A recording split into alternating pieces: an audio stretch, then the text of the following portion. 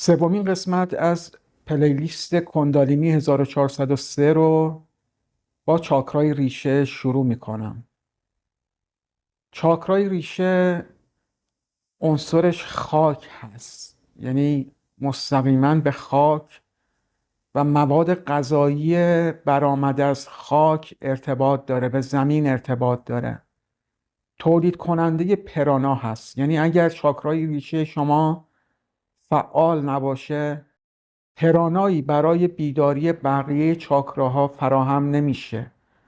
چاکرای ریشه باید فعال باشه تا بتونه از حداقل غذا، از حداقل مواد غذایی بیشترین میزان پرانا رو جذب کنه و از طریق ستون فقرات و نخاع متصاعد کنه به سمت بالا و نهایتاً به چشم سوم برسه.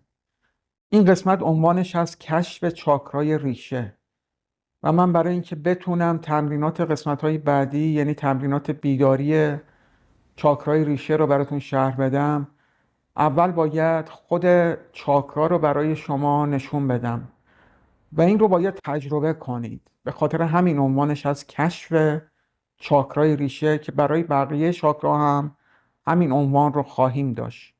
کشف چاکرای ریشه یعنی اینکه بدونید دقیقاً چاکرای ریشه کجاست و تجربهش کنید، حسش کنید، نه اینکه فقط بدونید مثلا در اون منطقه قرار داره. باید تجربهش کنید. به خاطر همین یک تمرین بهتون میدم که با این تمرین باید حداقل 2 هفته آینده رو سپری کنید.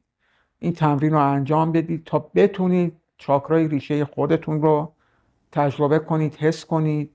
و اما با انجام این تمرین چاکرای ریشه شما پاکسازی هم میشه و با انجام تمرینات بعدی که در جلسات آینده براتون شرح میدم چاکرای ریشه‌تون بیدار شده و به تعادل میرسه. بریم که داشته باشیم اولین قسمت از چاکرای ریشه که همونطور که گفتم عنوانش از کشف چاکرای ریشه. بریم با هم ببینیم. چاکرای ریشه تنها چاکراییه که کاشرام نداره.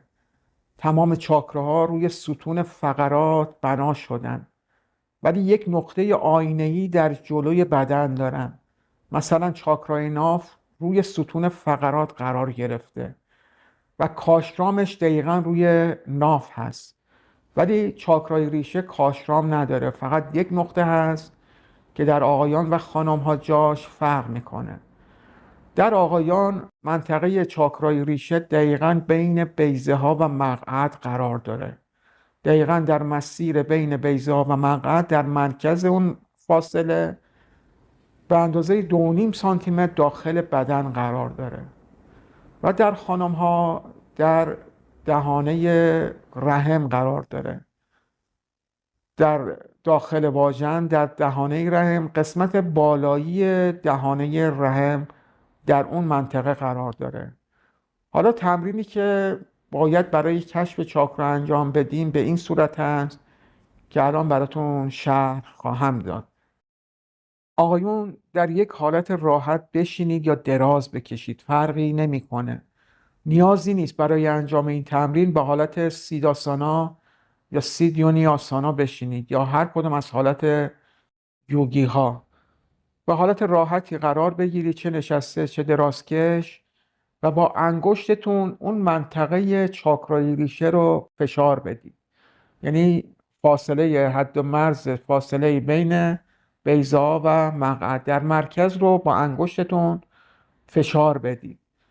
هنگامی که فشار میدید بعد عضلات اون منطقه رو منقبض کنید.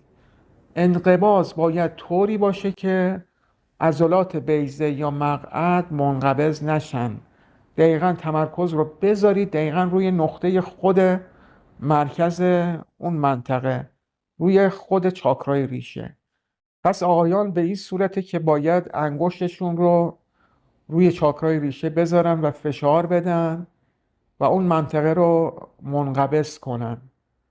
حالت انقباض باید مثل تیک تاک ساعت باشه، یعنی با هر ثانیه یک بار منقبضش کنید بعد منبسطش کنید، منقبض کنید و منبسط کنید. این رو به میزان 5 دقیقه ادامه بدید. در طول شبانه روز میتونید 3 یا 4 یا حتی بیشتر انجامش بدید. عزیزان کیفیت تمرینتون بسیار مهمه، یعنی کیفیت تمرکزتون و کیفیت انقباضاتی که انجام میدید خیلی مهمه. تأثیر اصلی رو توی پاکسازی چاکرا داره. اگر کیفیت رو به کار نبرید تمرینتون بیهوده خواهد بود. پس سعی کنید در حین انجام تمرین به هیچ چیزی فکر نکنید. تمرکزتون رو بذارید روی چاکرای ریشه و توی منقبض کردن چاکرا هم دقت کنید که منطقه‌ای بجز خود چاکرا منقبض نشه. یعنی کیفیت رو باید ببرید بالا. برچی زمان رو هم افزایش بدید مطمئنا پاکسازی و بیداری سهل الوصول‌تر خواهد شد.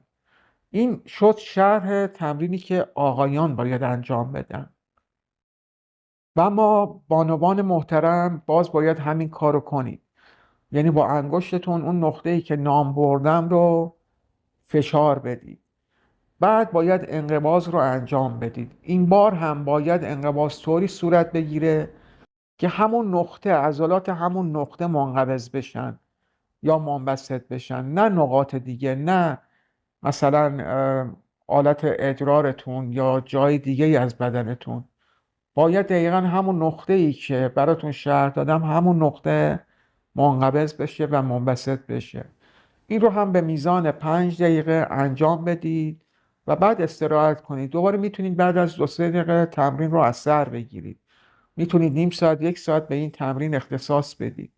چاکرای ریشه بسیار مهمه.